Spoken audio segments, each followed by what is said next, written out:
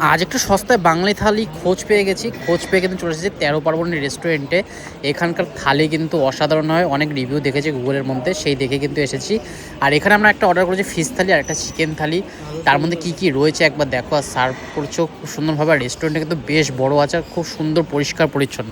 আমরা রাতের খাওয়া দাওয়া করতে অনেকটা আগেই চলে এসেছি, কারণ কি জানি রাত্রি হলে কিন্তু এখানে প্রচুর ভিড় হয়, কারণ এখানে প্রচুর পপুলারিটি আছে আর প্রচুর লোক আসে, রিভিউ বেশ সুন্দর। সেই জন্য আমরা কিন্তু 8টার মধ্যে চলে এসেছি আজকের রাতের খাওয়া দাওয়া করতে। আর দেখো কত রকম আইটেম দিচ্ছে, একটা থালিতে কিন্তু অনেক কটা খাবারের আইটেম রয়েছে। একটা ফিশ থালি নিয়েছি আর একটা চিকেন থালি নিয়েছি। দেখো এখানে কিন্তু আলু পোস্ত রয়েছে, ঝিঙ্গা দিয়ে আলু পোস্ত কিন্তু দুর্দান্ত লাগে, কিন্তু বেশিরভাগ রেস্টুরেন্টে দেখি ঝিঙ্গাটা দেয় না, আলু দিয়ে করে। আর রেস্টুরেন্টটা খুব সুন্দর পরিষ্কার পরিচ্ছন্ন, বাইরে একটা বিশাল বড় অ্যাকোরিয়াম রয়েছে আর ওয়াইফাই জোন রয়েছে, কারণ কি এখানে মোবাইল নেটওয়ার্ক একদম কাজ করে না। বেশ বড় সাইজের একটা কাতলা মাছ নিয়েছি, কাতলা মাছ দিয়ে আমি খাবো। আর এখানে রয়েছে কিন্তু আলু পোস্ত, এটা কিন্তু দুর্দান্ত লাগে ডালের সাথে, কিন্তু এমনি গরম ভাতের সাথেও বেশ সুন্দর লাগে। আর রাইসের কোয়ালিটিও খুব সুন্দর, রাইসটা কিন্তু বাসমতি রাইসের মতে, কিন্তু অতটা সরু অতটা লম্বা না।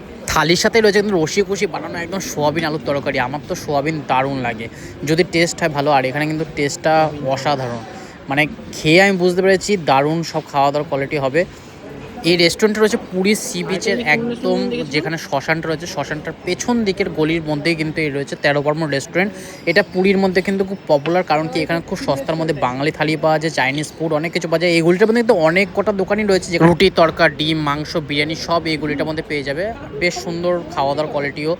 আমার তো বেশ ভালো লাগলো, এখানকার সোয়াবিন আলু তরকারি আলু পোস্তটা দুর্দান্ত হয়েছিল, মানে বাড়ির মতো রান্না বান্না। আর ডালটা একদম ঘন, কোনো ভাতের মার দিয়ে ওরকম মানে লেখলেখে ব্যাপার নেই। আলু পোস্তটা আমি আরেকবার নিয়ে নিয়েছি, কন্টিনিউ করে নিয়েছি, কারণ কি এক্সট্রা সবজিতে কোনো টাকা লাগে না, এক্সট্রা রাইসে 10 টাকা করে লাগে। তবে আমার এসব বিরিয়ানি এগরোল এসবের থেকে কিন্তু বেশি ভালো লাগে বাঙালি থালি, কারণ অনেক কটা আইটেম থাকে, অনেক কটা আইটেম দিয়ে এরকম মানে ভাত দিয়ে খেতে দারুণ লাগে আমার। মাংস হলো মাটন হলো মাছ হলো যাই হলো, এত রকম খাবারের আইটেম থাকে না, বেশ তৃপ্তি করে খাওয়া যায় আর পেটটাও ভরে যায়। মাছটা দেখো কত বড় সাইজের একটা মাছ দিয়েছে, কিন্তু মাছটা যে তেলে ভেজে সেই তেলটা মানে পুড়ে গেছিলো আমার মনে হলো যেরকম, কারণ পোড়া তেলের যে ছিটছিট দাগটা থাকে সেই দাগটা কিন্তু মাছের মধ্যে রয়েছে।